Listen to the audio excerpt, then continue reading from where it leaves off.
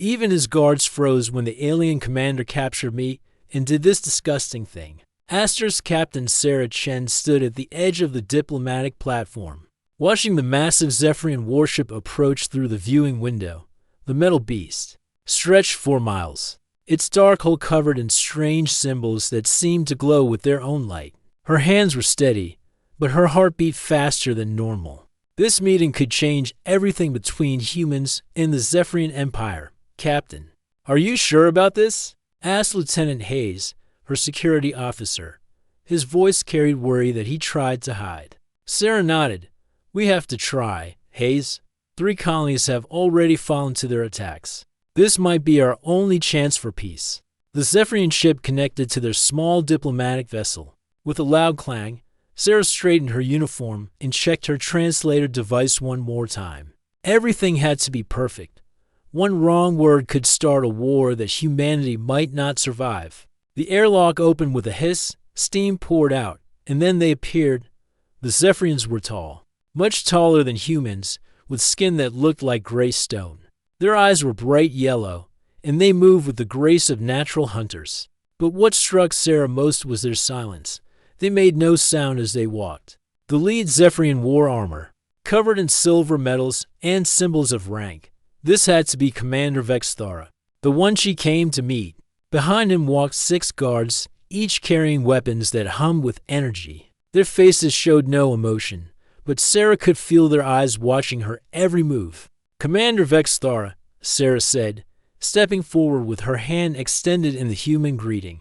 I am Captain Sarah Chen, representing the United Human Colonies. Thank you for agreeing to meet with us. The commander looked at her extended hand but did not take it. Instead, he spoke in a voice that sounded like grinding stone. Human, you come to my ship to beg for mercy. Sarah kept her voice calm. I come to discuss peace between our peoples. Surely we can find a way to coexist without more bloodshed. Vexthara made a sound that might have been laughter, but it held no warmth. Peace, your kind spreads like a disease across the galaxy. You take what is not yours and call it progress. We only settle on empty worlds, Sarah replied. We have no desire to harm anyone. Empty. The commander's voice rose. Those worlds have been marked for Zephyrian expansion for generations. Your ignorance of our ways does not excuse your crimes. Sarah felt the conversation slipping away from her. She had studied Zephyrian culture for months, but books could not prepare her for the reality of their anger. Then help us understand. Show us your territorial boundaries. We can work together to prevent future conflicts. The commander stepped closer, towering over her. You speak of understanding, but you understand nothing. Let me show you what happens to those who steal from the Zephyrian Empire. Before Sarah could react, 2 guards grabbed her arms. Their grip was like iron, and she could not break free. Lieutenant Hayes reached for his weapon, but energy blasts from the other guards dropped him to the floor. He was alive but unconscious. Commander, this is against all diplomatic law, Sarah said, trying to keep fear out of her voice. I came here under a flag of truce. Your human laws mean nothing here, Vexthara said. You will learn the price of defiance. The guards dragged her deeper into the ship. The corridors were dark and filled with the smell of oil and metal. Other Zephyrians watched as they passed, but none spoke. Their yellow eyes followed her movement with what looked like curiosity. They brought her to a large chamber filled with hundreds of Zephyrian soldiers. The room fell silent as she entered. At the center of the chamber stood a platform, and on it sat a bowl filled with something that made Sarah's stomach turn. It was green and slimy, with a smell that reminded her of rotting eggs mixed with spoiled milk. Kneel, commanded Vexthara. Sarah remained standing. I will not. One of the guards struck her behind the knees, forcing her down. The pain shot up her legs, but she kept her head high. Round the chamber, she could hear the whispers of soldiers, speaking in their own language to fast for her translator to follow. This is Zikter, the commander said, pointing to the bowl. In our culture, it is eaten by those who submit to superior authority.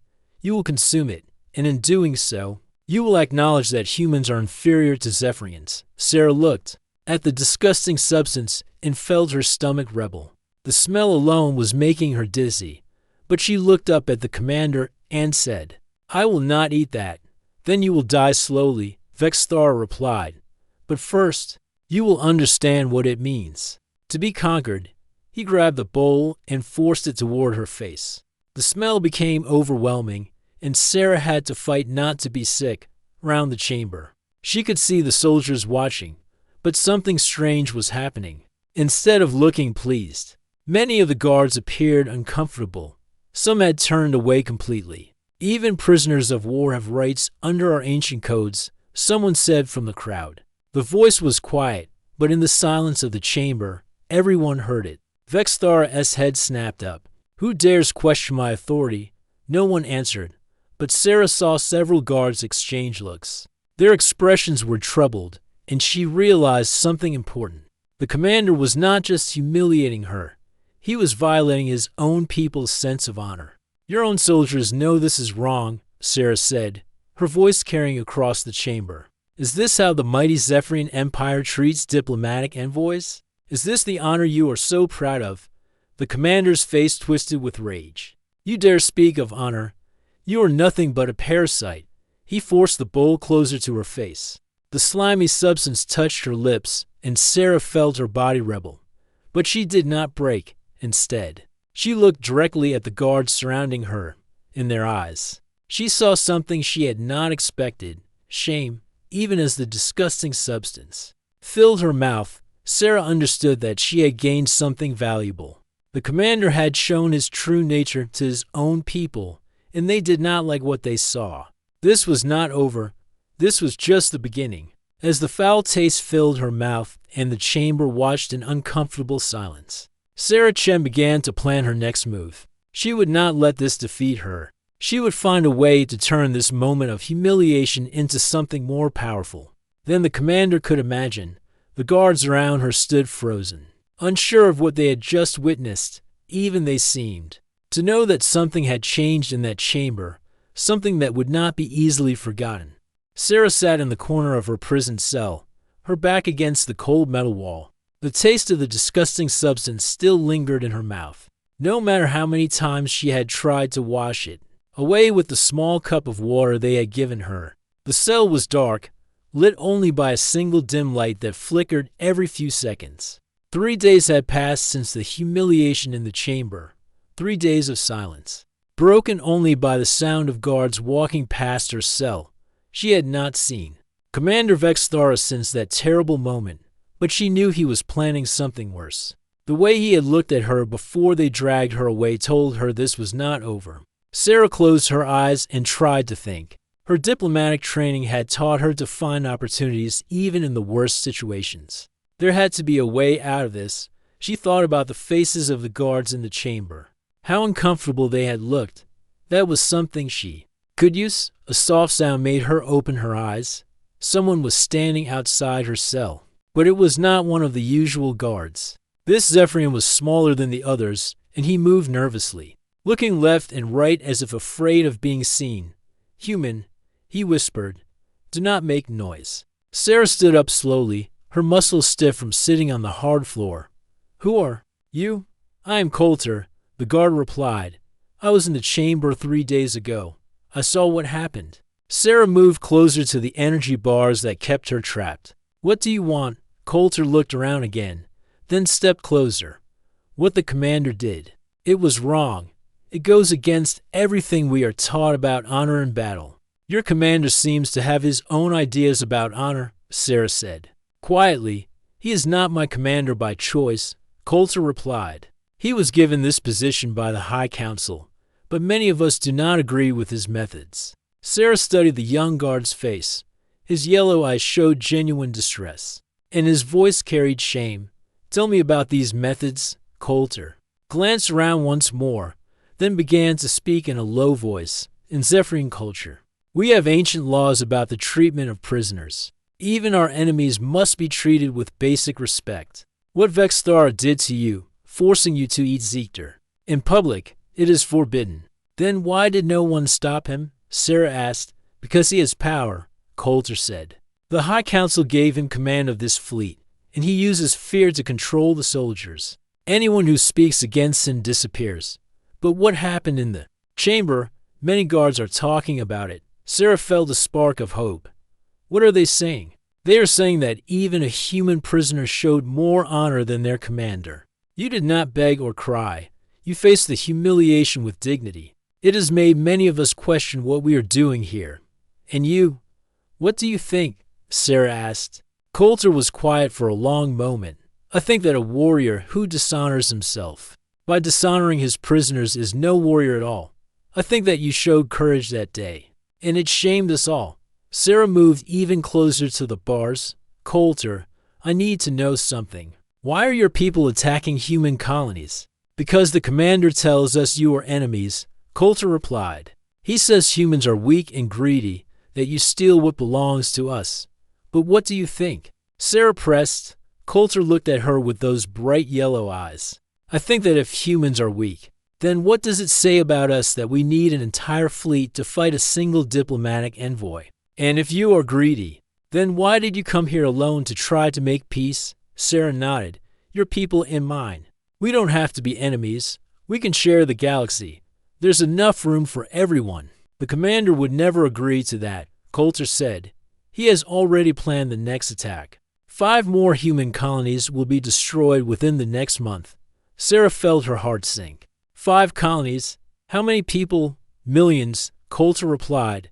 Men, women, children.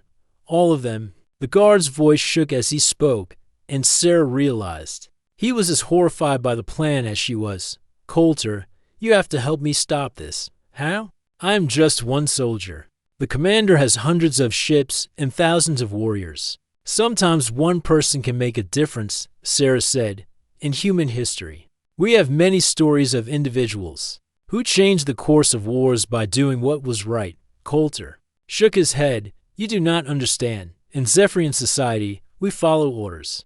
We do not question our superiors. But you're questioning them now, Sarah pointed out. You're here, talking to me, knowing that it could get you in trouble. That takes courage. The young guard was quiet for a moment. My father was a great warrior. He always told me that true strength comes from protecting those who cannot protect themselves. I do not see how destroying innocent colonies makes us strong. Then help me, Sarah said. Help me find a way to stop this madness. Even if I wanted to help, what could we do? You are trapped in this cell, and I am just one guard among many. Sarah smiled for the first time since her capture. You'd be surprised what people can accomplish when they work together. But first, I need to know more about this ship and your people. Coulter looked uncertain.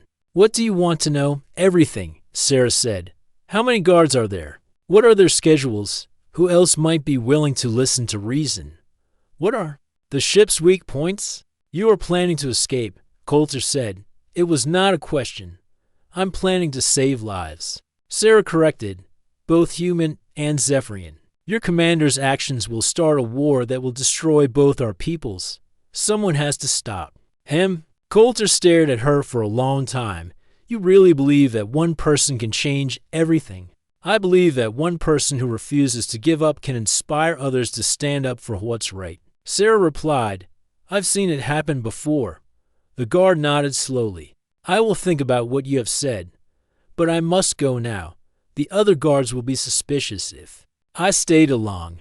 Coulter, Sarah called as he turned to leave. Thank you for treating me like a person instead of just a prisoner. The young Zephyrian stopped and looked back at her. My father would say that honor is not about following orders blindly. It is about knowing the difference between right and wrong. As Coulter disappeared into the shadows of the corridor, Sarah felt something she had not felt since her capture. Hope. She had found an ally in the most unlikely place.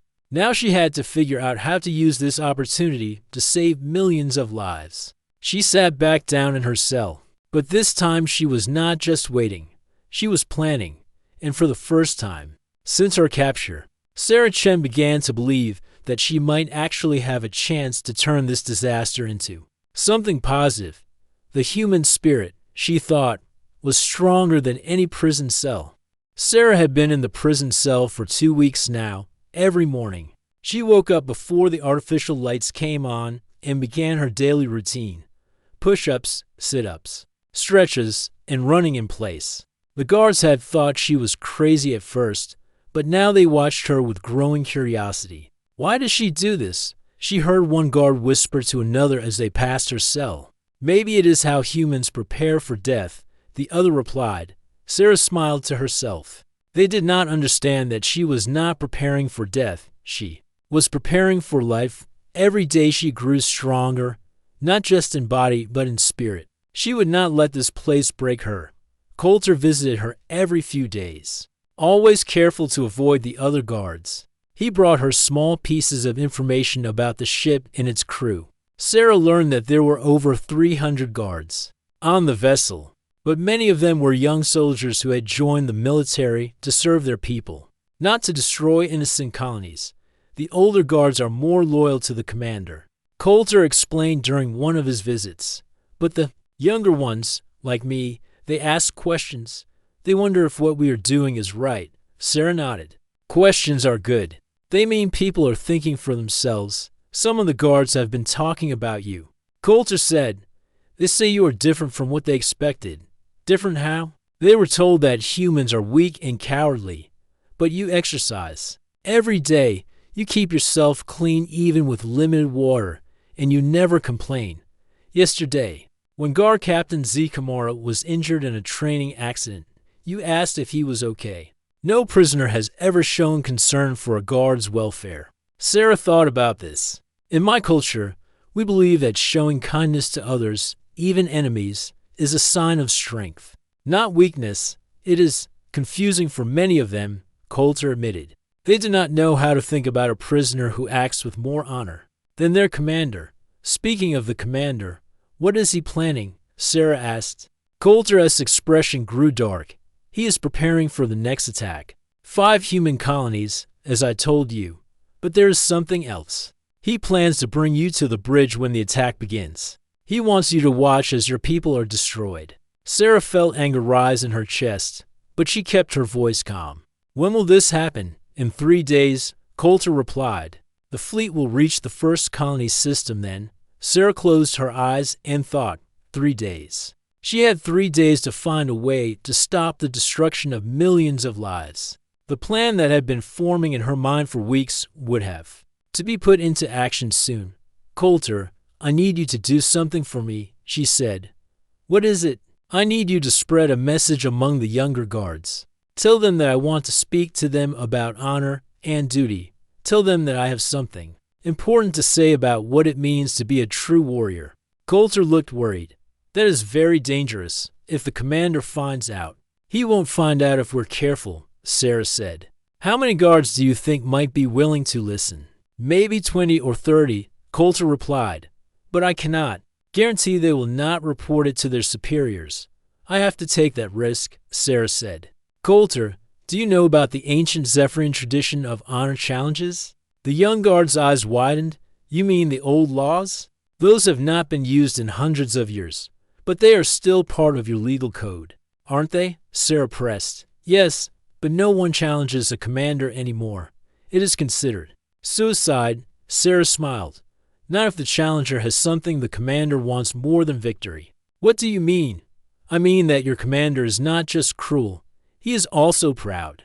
And proud people often make mistakes when their pride is threatened. Over the next days, Coulter carefully spread Sarah's message among the younger guards. He told them that the human prisoner wanted to speak about honor and what it truly meant to serve their people.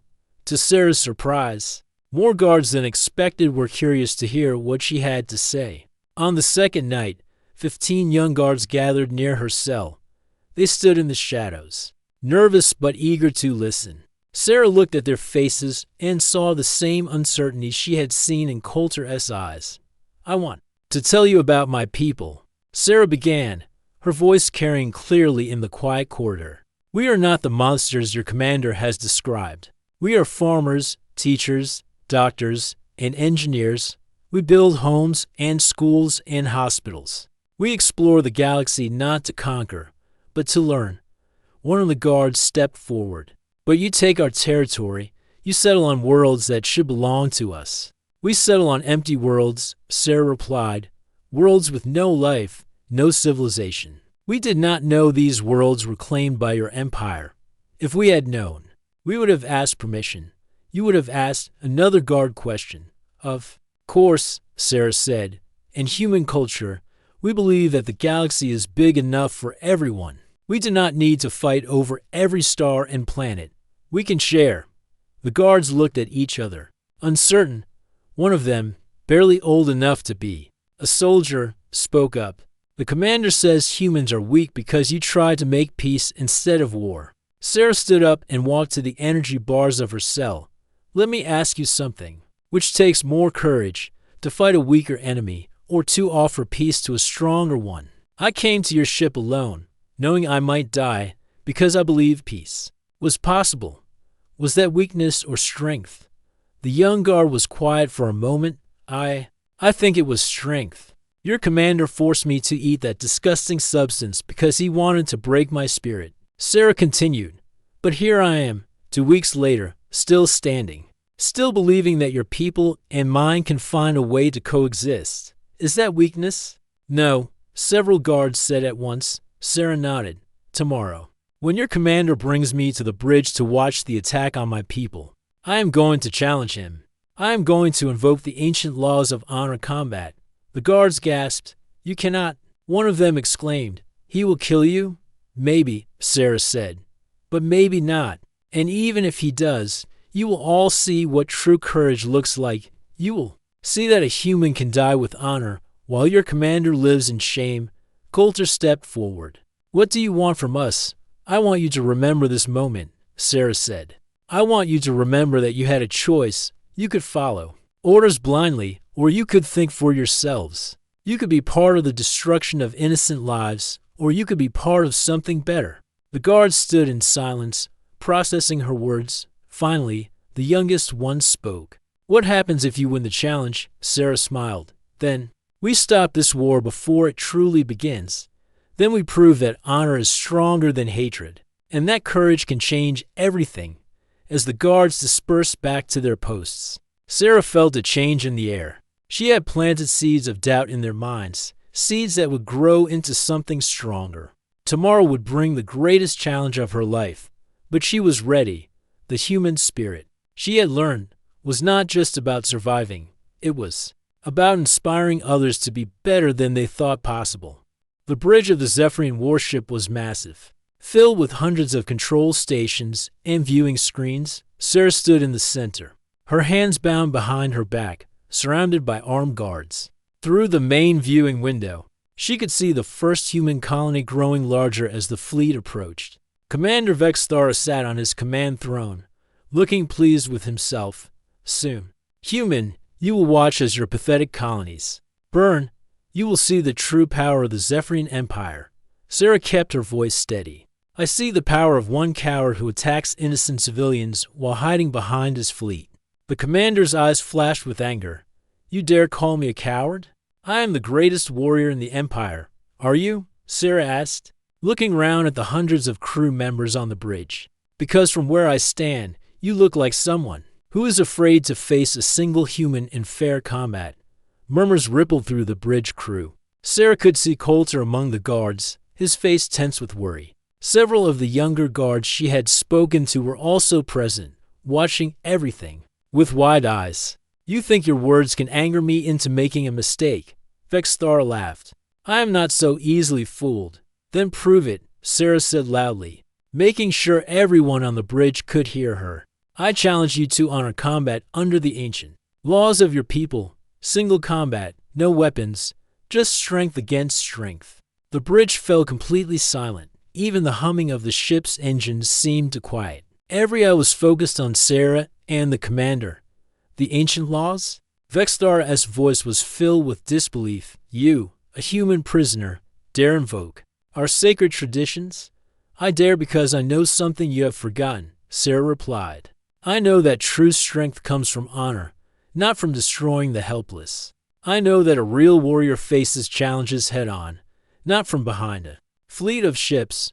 The commander stood up from his throne, his face twisted with rage. You know nothing of our ways. I know that according to your ancient laws, any prisoner has the right to challenge their captor to single combat, Sarah said. I know that if the prisoner wins, they earn their freedom and the right to speak for their people, and I know that if a commander refuses such a challenge, he is forever marked as a coward. The crew members began whispering among themselves. Sarah could see the older officers looking uncomfortable, while the younger guards seemed excited by the possibility of witnessing ancient combat. She speaks the truth, someone said from the crowd. It was an elderly Zephyrian officer, his armor marked with the symbols of high rank. The ancient laws are clear. The challenge must be accepted or refused publicly. Vexthar spun round to face the old officer. You forget yourself, Commander Velkath. I am in charge of this fleet, and I am the keeper of ancient laws, the old officer replied calmly. The traditions of our people are not something to be ignored, even by fleet commanders. Sarah felt her heart racing.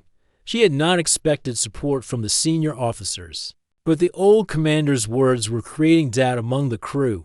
Very well, Vexthar snarled. I accept your pathetic challenge, human. When I crush you, your death will be a warning to all who dare defy the Empire. The bridge erupted in activity as crew members prepared for the combat. According to ancient tradition, the fight would take place in the center of the bridge, with the entire crew as witnesses. Sarah's bonds were removed, and she was given a few minutes to prepare. As she stretched her muscles, Coulter approached her quietly.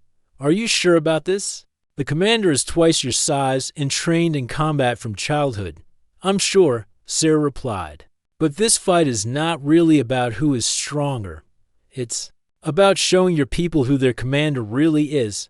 What do you mean? Sarah looked around at the crew preparing for the combat. Watch their faces during the fight. Watch how the commander acts when he thinks he's winning.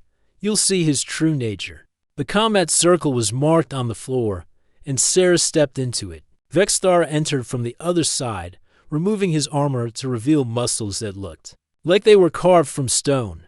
The size difference was enormous. He was nearly twice as tall as Sarah, and probably 3 times her weight.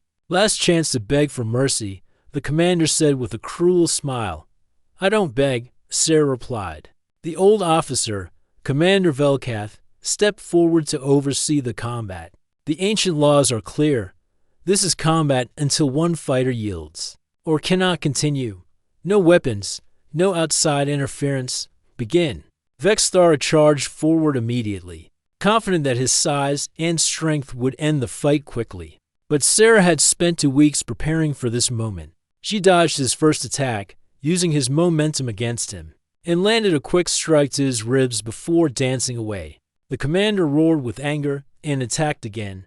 This time Sarah was ready. She had studied human martial arts for years, and she used every technique she knew.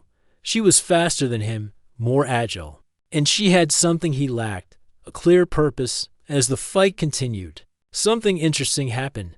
The longer Sarah lasted, the more frustrated the commander became. He began making mistakes, wild swings that left him open to counterattacks. And as his frustration grew, his true nature began to show. You cowardly human. He screamed when Sarah avoided another attack. Stand still and fight like a warrior. I am fighting like a warrior, Sarah replied, landing another quick strike. You're the one who's losing control. The crew watched in amazement as the fight went on. Sarah was getting tired, but so was the commander.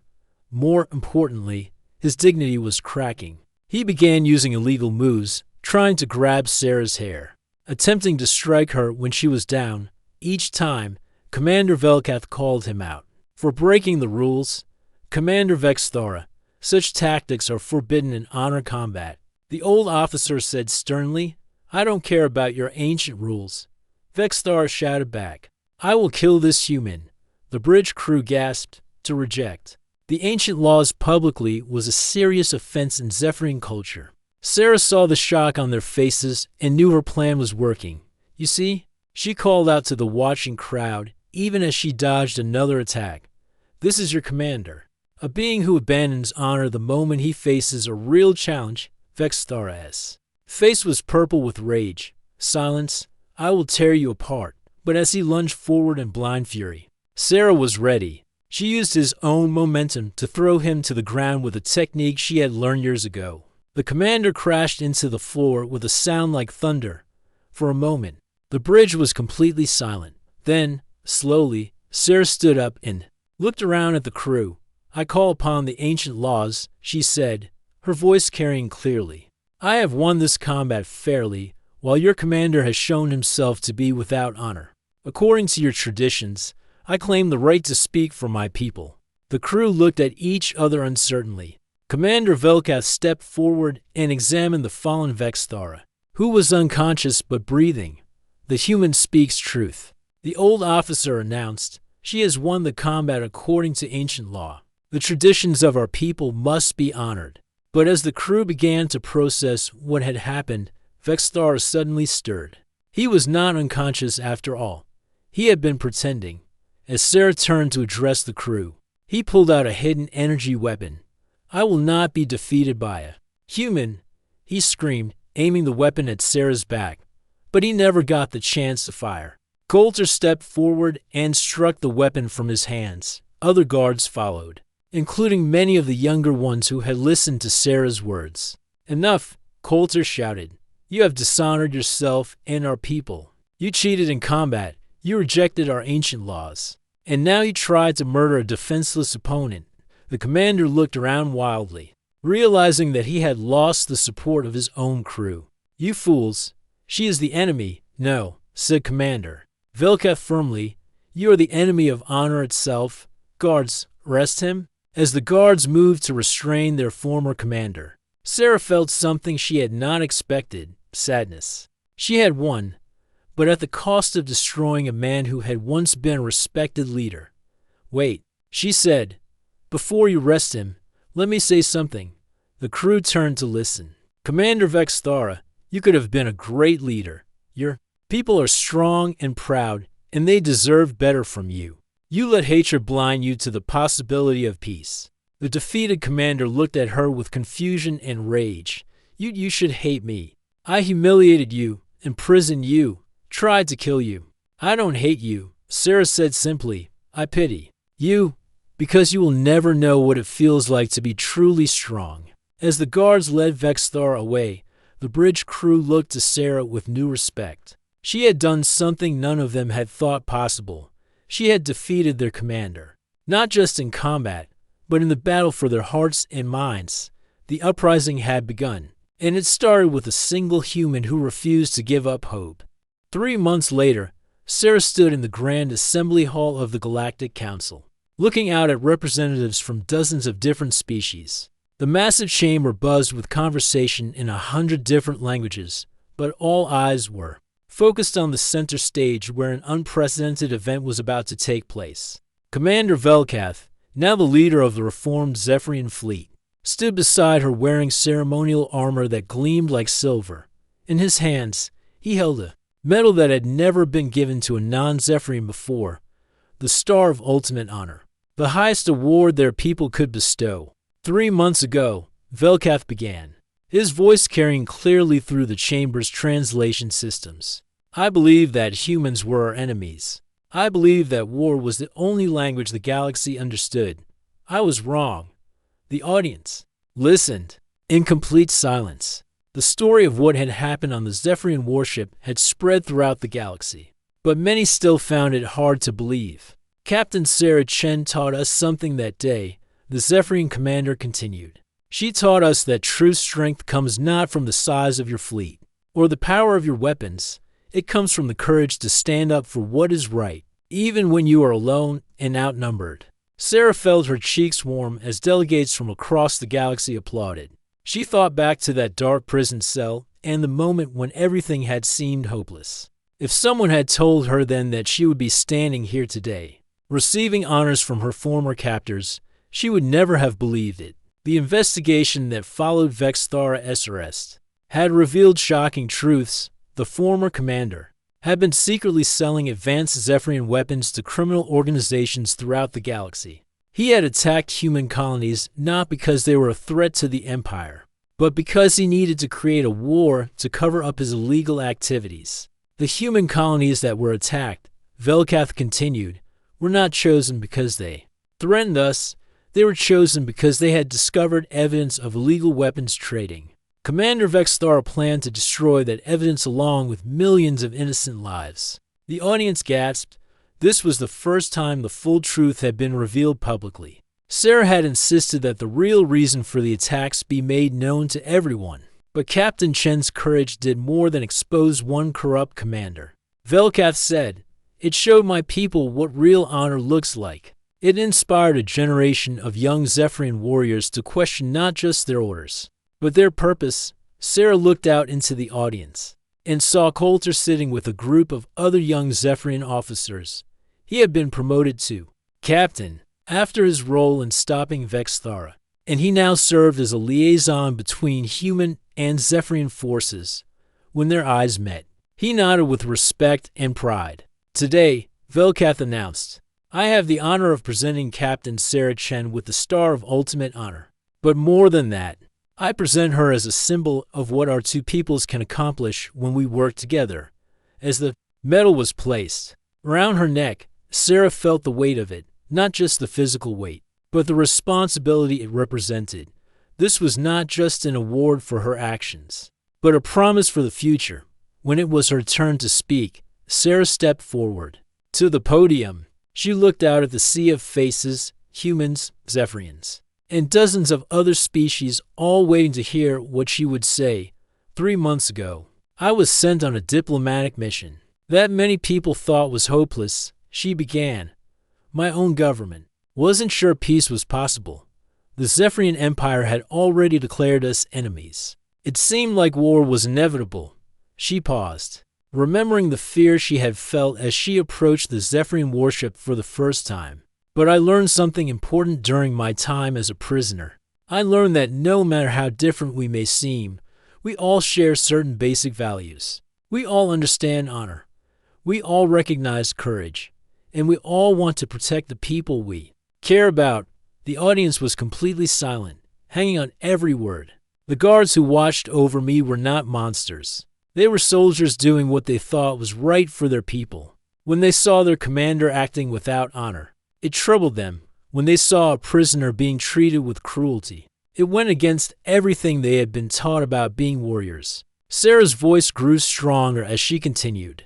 That's when I realized that the war between our peoples was not really about territory or resources.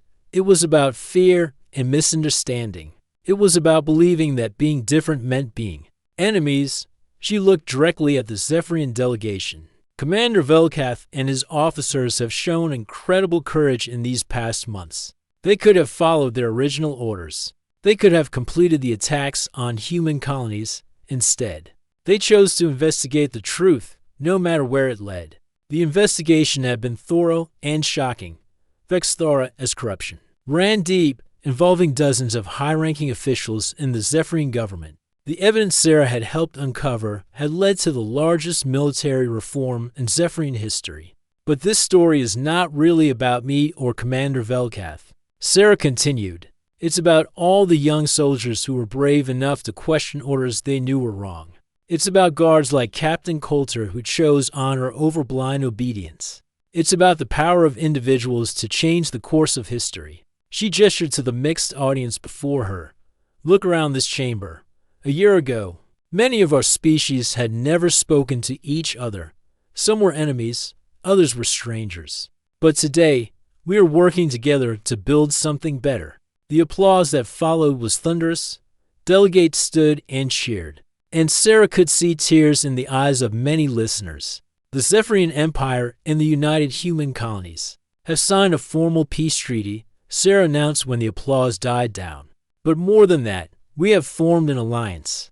Together, we will patrol the galaxy's trade routes, stopping the kind of illegal weapons dealing that nearly started a war between us. This was the real victory, Sarah knew. Not just the end of hostilities, but the beginning of cooperation that would make the galaxy safer for everyone. We have also established the Galactic Honor Guard. She continued, a joint force of humans and Zephyrians working together to protect innocent civilians of all species, because we learned that strength is not about conquering others, it's about protecting those who cannot protect themselves. As Sarah concluded her speech, she looked out at the audience and felt overwhelming pride. not just in herself, but in all the people who had chosen to do the right thing when it mattered most. Later, as the ceremony ended and delegates began to leave, Coulter approached her. "Captain Chen," he said, using the formal title with a smile. "My father would have been proud to meet you. Your father sounds like he was a wise man." Sarah replied, "He raised a son who knows the difference between right and wrong." "What you did on that ship," Coulter said quietly, "it changed everything. Not just for our peoples, but for me personally. You showed me that sometimes one person really can make a difference." Sarah smiled. "We all made a difference, Coulter. Every person who chose courage over fear, honor over blind obedience. That's what changed everything." As she walked out of the assembly hall, wearing the Star of Ultimate Honor and surrounded by friends who had once been enemies, Sarah thought about the power of the human spirit. It was not about being the strongest or the smartest. It was about never giving up hope, even in the darkest moments. The galaxy was a big place, full of different peoples and cultures. But Sarah had learned that underneath all those differences, the things that mattered most were universal: honor, courage, compassion, and the refusal to give up. These were not human traits or Zephyrian traits. They were the best parts of every thinking being, and that, more than any weapon or fleet, was what would keep the peace for generations to come. The human spirit had not just survived, it had inspired an entire galaxy to be better than they thought possible.